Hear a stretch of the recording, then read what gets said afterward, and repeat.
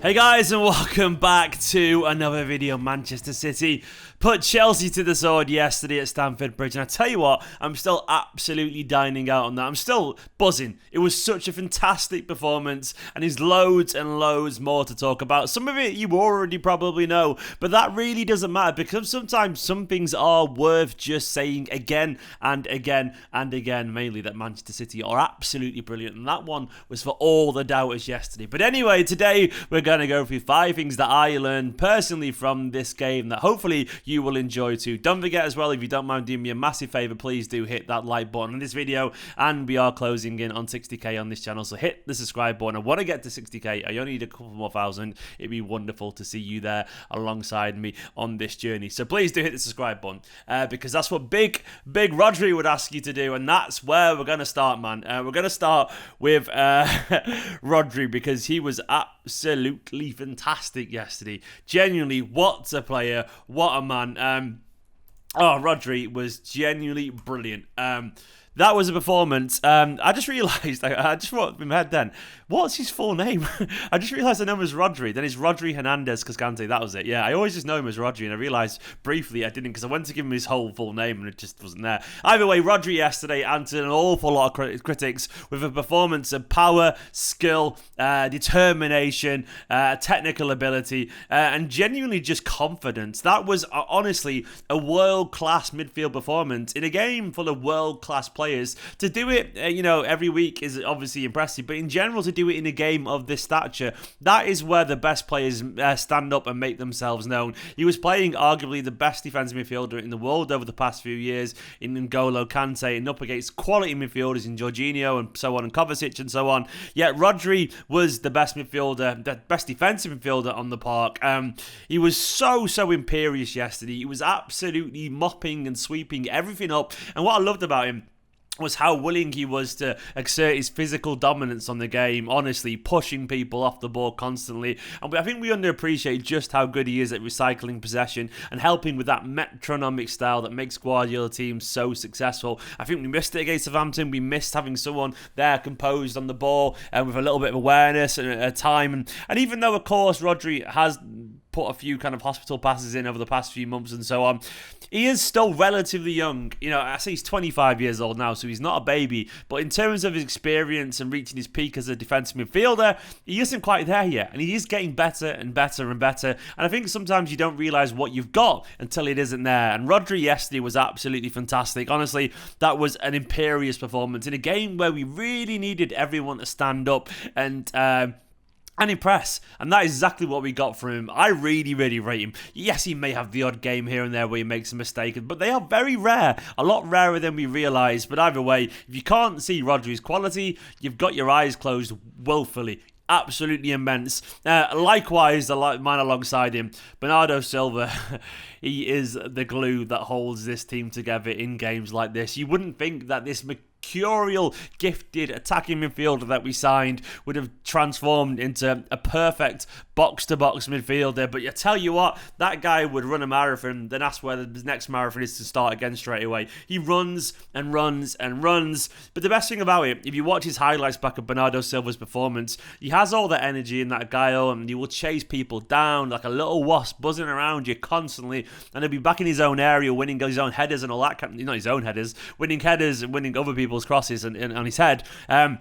He'll be doing all that as well, but because he has that technical ability as well, he can glide through midfield and carry the ball 20-30 yards, which is absolutely key to ease a little bit of pressure on the team, and then essentially start a counter-attack or start a new period of possession for the team. Go and watch the compilations if you find him on Twitter and so on. And the amount of times genuinely where he just gets the ball kind of deep in our own half, and he just dribbles past a couple of people into space, opens up the pitch, and then recycles the ball really well. That stuff is absolutely massive. He glues the defence to the forward lines, and also he glues the forward line to the defence at the same time. He's just a perfect midfielder, and to be honest, alongside Rodri, it's a really nice partnership, because he's got more dynamism and more energy to his game than Rodri, but he doesn't have the physicality which Rodri does, and they're both excellent at retaining possession. Bernardo Silva, I do actually believe, I don't think it was false reporting, I do believe he was an unhappy man in the summer, but I think he was unhappy because of life, not because he didn't like this club or didn't love it.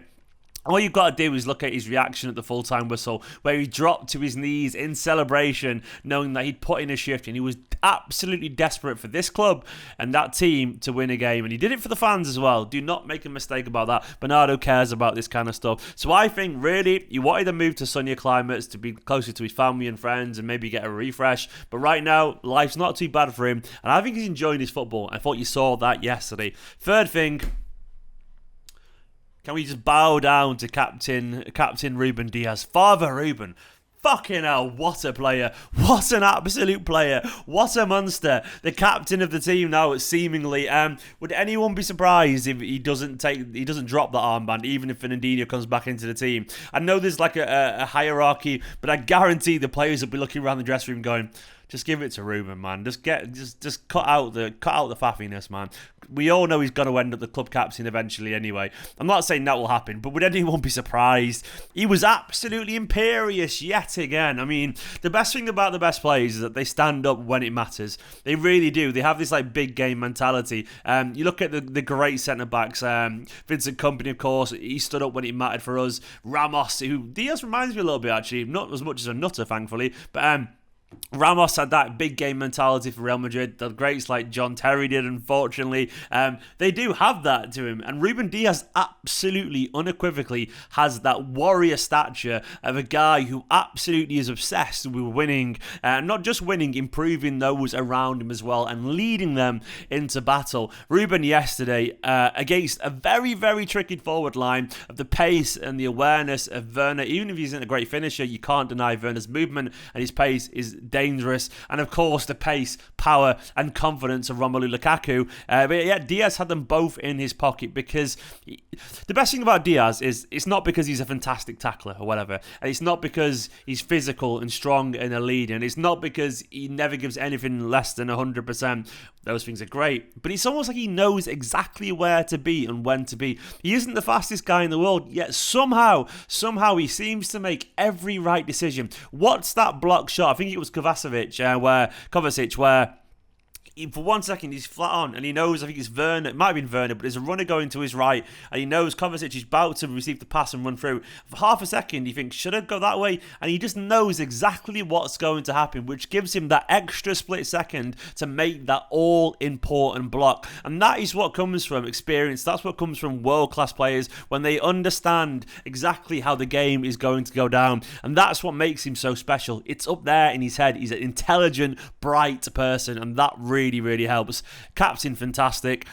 Fucking love him. As I do Joao Cancelo, man. A complete fullback is what I put at the bottom there. Cancelo, this is what you want from Cancelo. Cancelo can go quiet here and there for a month or so, but when he puts performances like he has over the past couple of weeks, you do think, bloody hell, this guy is a complete fullback. Genuinely an astonishing performance yesterday from Cancelo. In an unfamiliar left-back role. I say unfamiliar, he's played there for a little bit now, but either way, he was never meant to be a left-back, and look how good he is in that role. Once again, against a very tricky Chelsea side, but the way he used the ball, the way he was so impressive getting forward, absolutely creating chance after chance down the left-hand side, and his link-up play with Jack Grealish as well. Is there anything he can't do? Honestly, he's tall, he's technically excellent, he recycles possession really well, he creates chances, and do you know what? He's pretty decent defensively when he's in that kind of mood as well. That was a complete fullback's performance yesterday. Genuinely one of the most dangerous players on the pitch. And Joao Cancelo, when he's in that, I mean, he feels like a bargain. I know it was 30 million and Danilo, so roughly around 60 million, but it doesn't feel like a waste of money. That has to be his level from now on, because if he is like that, he's world class. He absolutely can be world class, but it's entirely up to Joao Cancelo to carry on being world class. Fingers crossed, he knows this and he takes that form into the rest of the season, because what a player when he's in that form. And finally, I just want to say, just trust Man City, man. Just trust him. And I'm not saying, I did tweet, never doubt Man City, but I don't mean you can't be pessimistic every now and then. I get it. You can be cynical. I get it. I'm pessimistic and I am cynical. But what I will say is trust them broadly.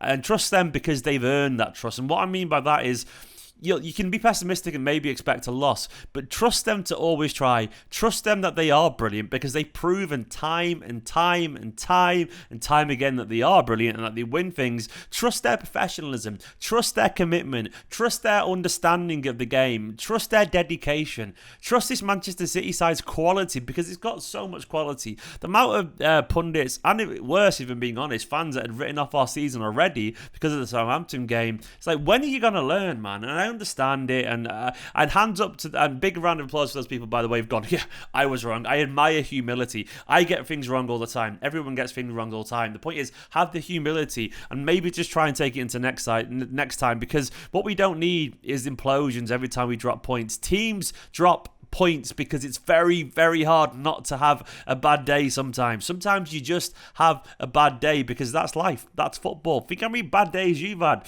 Difference is, you haven't got millions of people shouting at you on social media, and like, it's gonna happen, you know. So I guess what I'm trying to say is, trust Guardiola. He's not finished. He's not a fraud. These players aren't finished. You know, they're still absolutely world class, and they are still incredibly determined to be immensely successful. And look what you get. Look what you get from this team when they all turn up on the right day, which they do 99 times out of 100. Not always, you know. But it feels like we probably sometimes underestimate just how good this side is. We are witnessing, quite simply, the best ever time to be a Manchester City fan. Just enjoy it. Just enjoy it. Because if you can't enjoy this, I don't know what and when you can enjoy football. I thought we would have learned after last season not to write this Manchester City side off, yet here we are sometimes doing that. I trust this team. They're brilliant, they're fantastic, and the best thing about it is it's our team, and most people would kill to watch the football that we get to watch week in, week out. I'm sorry if that's the best Chelsea you've got. I don't think it is for what it's worth, but that was passive, it was submissive, it was a little bit cowardly.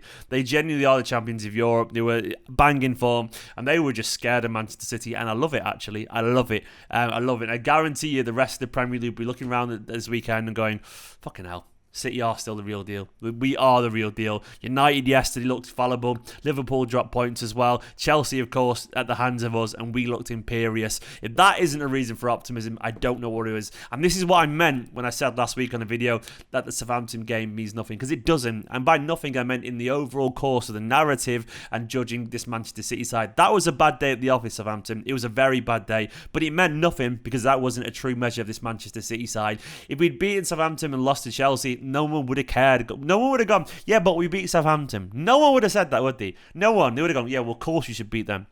So the point I was making is that we were always going to be judged by the Southampton game. And today we showed just how good... Yesterday, we showed just how good we are, and that is the level we should judge this Manchester City side at. One of the best performances I've seen from Manchester City side in ages. Guys, thanks for watching this 5 Things Learned video. I absolutely love doing this, genuinely loved it, and the player ratings will be up as well for the second tier YouTube and Patreon members. You want to go and find that. There's a couple of 10s. I've dropped a couple of 10 out of 10s in that, which I've never, ever done before, but it's worth it for a performance of that enormity. Is that a word? Humongous dub, basically. Either way, thank you so much to Patreon producer Scott Denby and all the names currently scrolling down the side of the screen. Go watch a match reaction from yesterday. Go watch that little clip from Manchester City's live show. It was good fun. Like, comment, subscribe. Get me to 60k in a bit.